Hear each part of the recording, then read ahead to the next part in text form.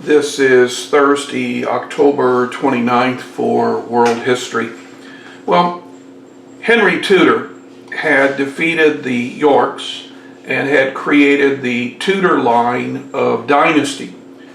Henry became Henry VII, and Henry did everything he could to make sure that his older son Arthur would become the next king. He did everything in his power to make sure that Arthur would have a smooth transition. But Arthur had died, and when Henry VII died, Henry VII's youngest son, Henry VIII, would become king of England. Now, it was during Henry VIII's time as king that England would break away from the Catholic Church. And all of this was because of an arrangement made with Catherine of Aragon. Now, Catherine had been betrothed to Arthur, Henry VIII's older brother. And when Arthur died, Henry VIII took over the betrothment and they were married. Now, the marriage would produce a child, a daughter, Mary, Queen of Scots. But there were no male children born, and that's what Henry wanted.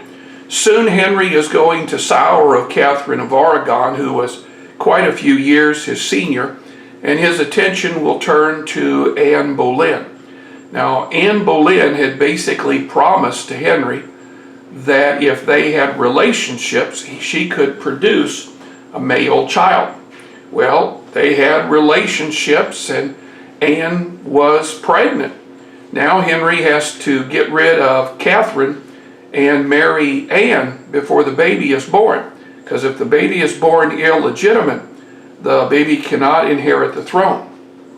Henry arranged for an annulment, but the Pope would not give his blessings. Now, the Pope was a very good friend of the Holy Roman Emperor, who happened to be a Habsburg, and Mary of Aragon was a Habsburg herself.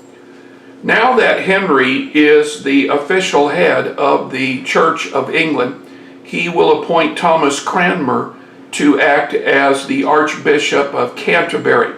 This would be the highest position in the Church of England from a religious standpoint. But make no mistake about it, Henry is still the leader of the faith. Parliament is going to pass the Act of Supremacy. Now, the Act of Supremacy says that the king, or whoever the monarch is the ruler of the Church of England, and that he or she may appoint whoever they want to be the Archbishop of Canterbury. Henry ordered monasteries and convents to be closed. He took all the property and gave it to his friends. Henry died, and his crown was passed to Edward VI. Now, Edward VI was the daughter of Jane Seymour. Seymour was Henry's third wife. Catherine had been divorced. Anne had been beheaded.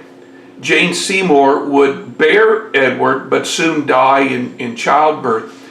Edward was a sickly child and never really reached the age of consent to become the legal king of England. Here is a short biography on what has just occurred. Now, Mary, Queen of Scots, should be next in line to succeed Edward. And Mary, Queen of Scots, who is Catholic, hopes to unite the Catholic Church and the Protestant Church together. But Mary is going to die of a brain hemorrhage, and her half-sister Elizabeth will become queen.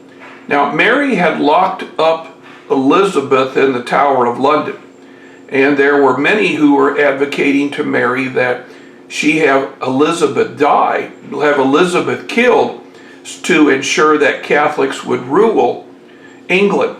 But when Mary died without ordering the execution of her half-sister, Elizabeth became the leader of England. Now, this means that Elizabeth would also be the leader of the Catholic Church. Try that again. Elizabeth would become leader of the Church of England. Now, soon the Anglican Church would replace the Catholic Church. That's what many in Great Britain call the Church of England. The Anglican Church would replace the Church of the Catholic Church as the dominant power in England. Elizabeth's reign, which will last for about 40 years, is considered part of the Elizabethan age. Many say that this is when England met its greatest glory under Elizabeth. Here is a video that deals a lot with Elizabeth's rule.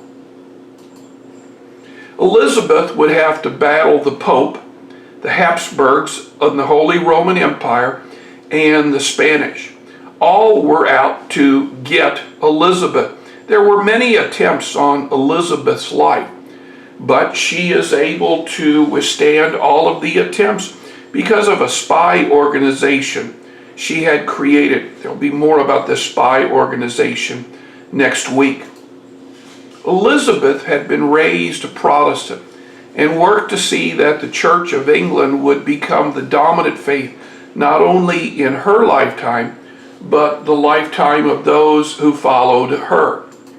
Catholic agents who had been hired by the Pope are going to plot to kill Elizabeth, and there will be several attempts on her life. Now, the Pope favored Mary Stuart. Mary Stuart was a cousin and a Catholic, and at the time was married to James IV, who was the King of Scotland. Elizabeth, during her reign, is going to authorize English pirates or sea dogs to plunder Spanish galleons. Now, Francis Drake and Walter Raleigh will be knighted for their efforts.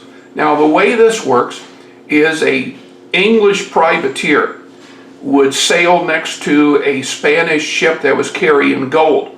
They would take all the gold, anything of value, and then sink the ship. And of course, this would mean that the Spanish would have no record of what happened to the ship. It was a very ugly business, but the Spanish knew the English were behind it. In 1588, Spain said enough is enough. The idea was they would invade England, they would hunt Elizabeth down and kill her, and then they would install Mary Stuart as queen. Now, the fleet that was sent to invade England was called the Spanish Armada. And in English naval history, the destruction of the Spanish Armada goes down as one of the greatest exploits in British naval history. Now, this is from Elizabeth the Golden Age and talks about the arrival of the Spanish and how Elizabeth will meet the Spanish. Mary Stuart had been complacent in the various attempts for Elizabeth's assassination. Now, Mary Stuart is going to have a tough life. She and her lover were accused of killing James, the King of Scotland, and Mary Stuart will be forced to live in France. Then there will be Scots who will come to France to try to kill her. And so she takes refuge in England. But all the time she's trying to figure out a way to kill Elizabeth. Well, eventually all of this is discovered. Mary Stuart is taken to the Tower of London, and in 1587 she will be beheaded. I think this would probably be a good place for us to stop, because next we need to look at English colonies that were started in the Americas.